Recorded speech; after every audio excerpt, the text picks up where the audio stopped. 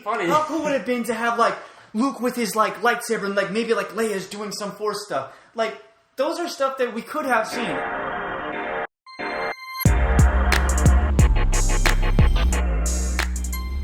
Hey everybody, welcome to the couch. Take a seat. My name is David. And I'm Jason. Welcome to our Star Wars discussion. Yeah, so we're two brothers who love Star Wars and just love talking about it and watching the movies and reading all the books, all that jazz. And we tend to have really detailed, passionate, exciting conversations about Star Wars. Yeah, sometimes I feel like we overwhelm people with our conversations, but we found that we really line up. Just when it comes to the stuff that we agree on, disagree on. Yeah. We have a lot of discussions about this all the time. We tend to have the same thoughts, which honestly aren't really being reflected in what Star Wars is or is today or the direction it's going. But yes, I'd say we believe there's a lot of you out there who would agree with us. Yes. And so we figured, why not record these conversations and bring you into those conversations. And, you know, we're interested in hearing your thoughts and opinions. Obviously, we're going to throw ours out there.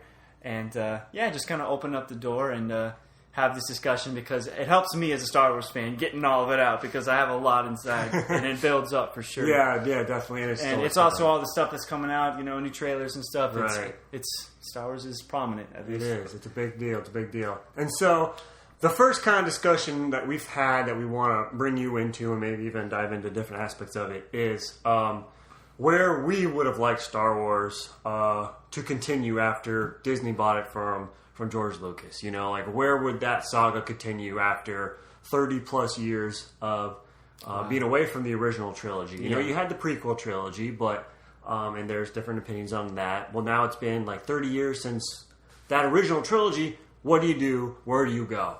And so we'd like to kind of maybe start this conversation from the idea that we're sitting in that boardroom, right? Mm-hmm. Blank piece of paper. We're there with, you know, all the big wigs, Kathleen Kennedy, J.J. Abrams, and all of them. And they're, all right, what do we do with Star Wars Episode 7? And so that's what we want to talk about. What we would have said and suggested. Yes. And to start, we have a couple different questions that we would essentially ask. And one of those questions, and it's going to be the focus of this video, is what happens to the Jedi? Mm-hmm. And so when we talk about that... or where are the Jedi at? Yeah, where are the Jedi at? In this film. Where are the Jedi at? Where are we going? How is that going to look like?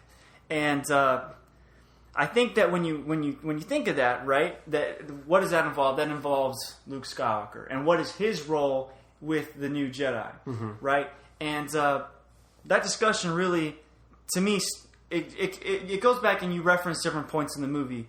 And for example, well, just the latest, Return of the Jedi, right? And what does that say? It's the Return of the Jedi, and I'll let you handle this, but of how it's like plural and stuff. Yeah. So we've talked about this before, and so the really awesome thing I love about Return of the Jedi as a title is it has a dual meaning. Okay, so Jedi is singular for when you're talking to an individual Jedi. Luke Skywalker is a Jedi, but it's also plural. Yeah. We as a collective are the Jedi, and so when you say Return of the Jedi, that means I think the return of the organization of the Jedi, but it also could mean the return of the Jedi, Anakin Skywalker, and that's the whole point, is the redemption of Darth Vader at the end of Return of the Jedi, right? Or the fact that Luke becomes a Jedi in Return of the Jedi. Well, and I like that title because it almost kind of assumes that Luke wasn't necessarily, like obviously Luke was on the path to become a Jedi, but what does he say to Yoda? He says,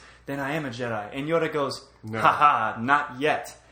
And I love that because confront Vader. Because there's more depth to it than just, you know, having a lightsaber, having the Force, and it's this essential, it's this thing that he has to confront. Right. And so Return of the Jedi insinuates, I like how it can insinuate Darth Vader, Return of Darth Vader, Anakin Skywalker, Return of Anakin Skywalker, but also maybe just saying that Luke is now full-fledged Jedi. Yeah, and I think when you take it in, tosses his lightsaber away. Yeah, and I think that aspect of Luke becoming a Jedi, you tie that in with the organization because Luke wasn't previously a Jedi.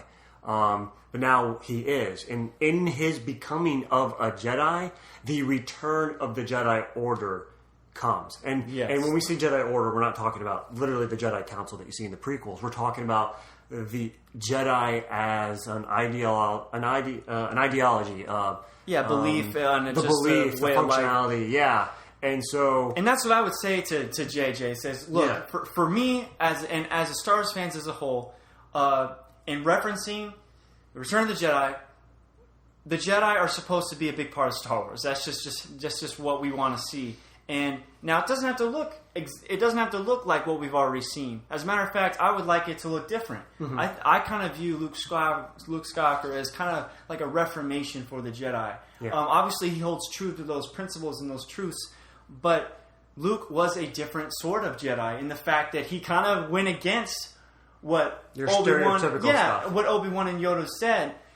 What are these new Jedi going to look like? Luke is obviously going to have a major role in that because Luke. What does Yoda say to Luke when he's on his deathbed? He says one of his last commands are pass on what you've learned. Right. So you have pass on what you've learned. He's telling that's really a big part of it. Is pass on what your teachings to keep the Jedi going. Then you also have in Empire Strikes Back, you have Obi-Wan saying, that boy is our last hope, and Yoda goes, no, there's another. Referencing Leia, who is another sort of force. Meaning that the idea isn't so much tied into a person. It's tied into the ideology of the Jedi. Yoda and Obi-Wan are like, look, the Jedi, which in this case is the users, the will of the Force. Yeah. That's what needs to continue. Agents of the will of the light side of the Force. Mm-hmm. And so I think, and so that doesn't mean that it has to always look the exact same. And actually, I think as time in the galaxy changes, they should change. And I think that's kind of the whole point, right? And you can even take it from the point like you don't want to recreate the prequels in the sense that you have Jedi everywhere and they're already this established order. Yes, there's a lot of time. Like I said, it's been like 30-something years, which gives it plenty of time to there be an order for something to be established. But it could be a much slower process, and it's not as an organizational, that has like this constitution and laws and regulations, and this is what like a police force. No, it doesn't look like a police force. It really can look like this organization that's becoming up and really discovering themselves and having to really. It's like a difference between like traditionalism or just a traditional way of doing it and a more like, I guess, modern or contemporary. Contemporary idea, which I think we can kind of relate to is being able to be yourself, but also make sure that it's a new generation. What I'm saying? So you can mold that to that new generation. So we want to see more Jedi in a new film, but we want to see the new Jedi in we want to see Jedi the Jedi progress, right? And Luke progressing them. And and George Lucas says, right? He literally goes through and says Luke Skywalker, I think he says, is the greatest. He might say the most powerful, but I believe somewhere, and I might need to look this up, but I'm pretty sure he said that Luke Skywalker is and forever will be the most powerful Jedi. And I would love to take that concept. You don't have to dive deep into how great is Luke, but in the same way we got that Darth Vader scene in Rogue One, we all knew Darth Vader was super powerful, but kind of in that older movies, we didn't necessarily get to see that besides him just choking people and fighting.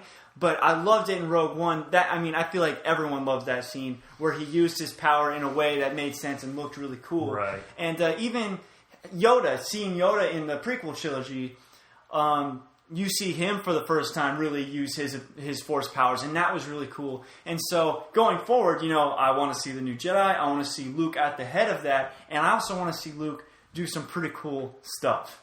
Right. And be a big time figure in that. I'm not saying he has to have all the screen time in the world, but it would be cool to have him as a mentor, figuring out his new way, because he doesn't know all the answers. I think that's a concept they can. If I was passing this on to JJ and Kathleen Kennedy and all of them, I'd say this is conceptually you can do whatever you want with that, but make sure Luke is prominent. Make sure he is leading the way for all of that. And I think, we don't want to just repeat Yoda or Qui-Gon. But it wouldn't be. It wouldn't be because why? We know Luke. We essentially grew up with Luke.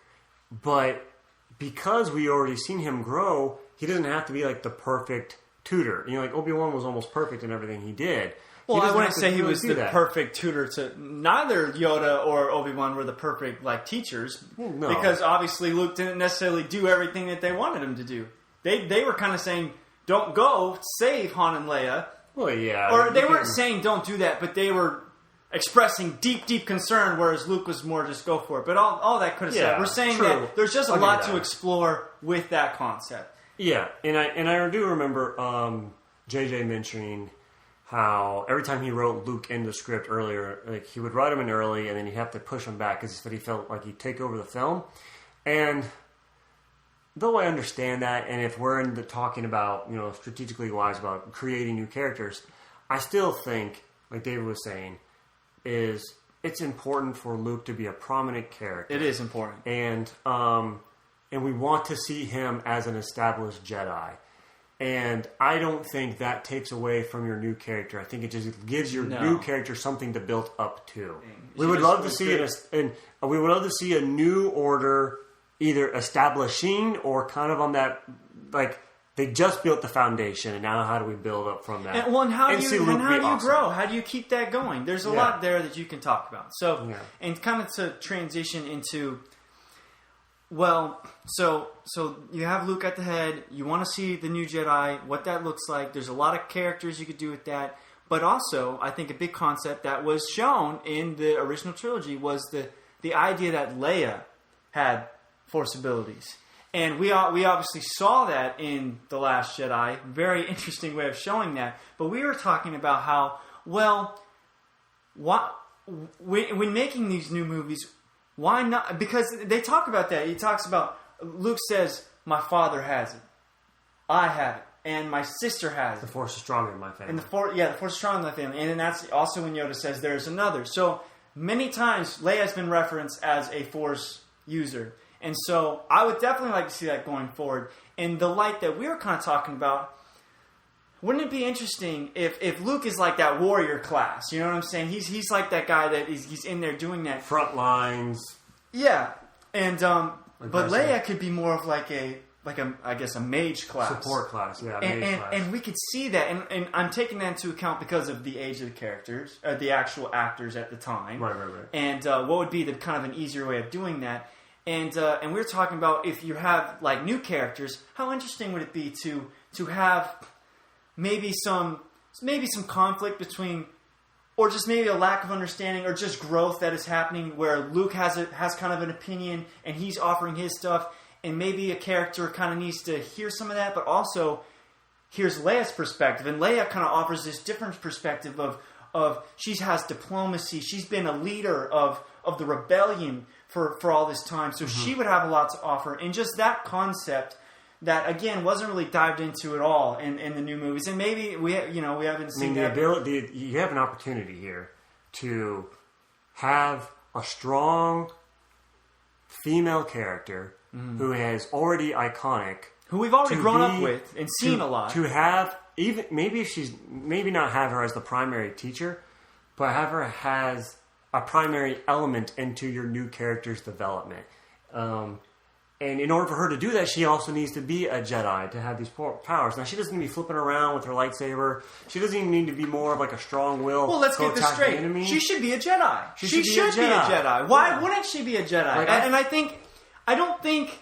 And you can even show how her being a Jedi has actually improved her she doesn't have to be leadership skills or whatever. Yes. So she could be different. She doesn't have to be the same Jedi. She doesn't have to be... whatever. She doesn't even have to really use her lightsaber all that much. I think she should have a lightsaber, and that'd be cool. But she should totally be a Jedi. The fact that she's not a Jedi in the new movies is frustrating. She could even be maybe uncomfortable at times with being a Jedi around other people at times, because she's still trying to go with it or whatever. I don't know. But at the end of the way, she should embrace an aspect of herself being a Jedi. And they tried to show that, but again, they haven't dived into it. They don't even call her a Jedi. She just kind of is a Force user. And I hate that. I think she should be a Jedi. Yeah. And she should have a role. It's been 30 years. Like, if I was Luke, honestly, the first person I start training would be It would have been Leia. That would probably be like a hard relationship. Like, we know as brothers. Look, and how cool would it have been to see? Funny. How cool would it have been to have like Luke with his like lightsaber and like maybe like Leia's doing some Force stuff. Like, those are stuff that we could have seen, and I don't see really. I get they're all, but I don't. Look at Schwarzenegger. He's doing what, another 10th Terminator movie? You can do it. Yes, you can do it, and it would have been awesome to see. Would have been really awesome to see. You want to create a new story, yes, but you want to respect what came before, and I feel like because Star Wars is such an incredible epic, especially what the original trilogy did. In the prequel trilogy leading up to it, even though it didn't do a great job of that, it's such an epic proportions. You don't want to feel like this new story is undermining what happened. Yeah. Right? And so... Which it does feel like that. It feels very much like everything's been undermined. Yeah, and I think this is a problem with most series that create like a prequel. Rarely... Or not a prequel. Or a sequel series. Yeah.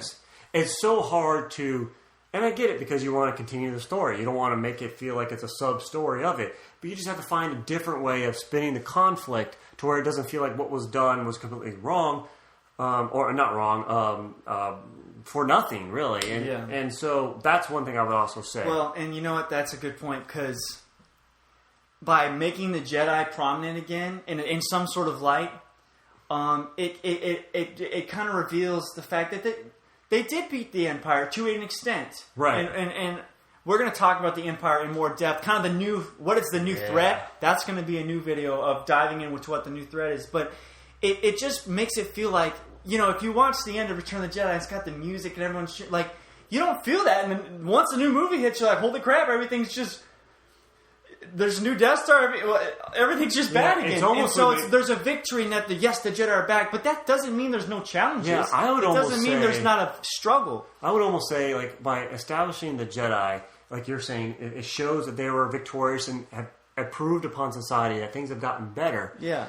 And it would almost be more of like the beginning of it would almost be like a celebration. Like, not literally a celebration, but more the way it's being portrayed would be we're celebrating as fans the new universes that our characters have created.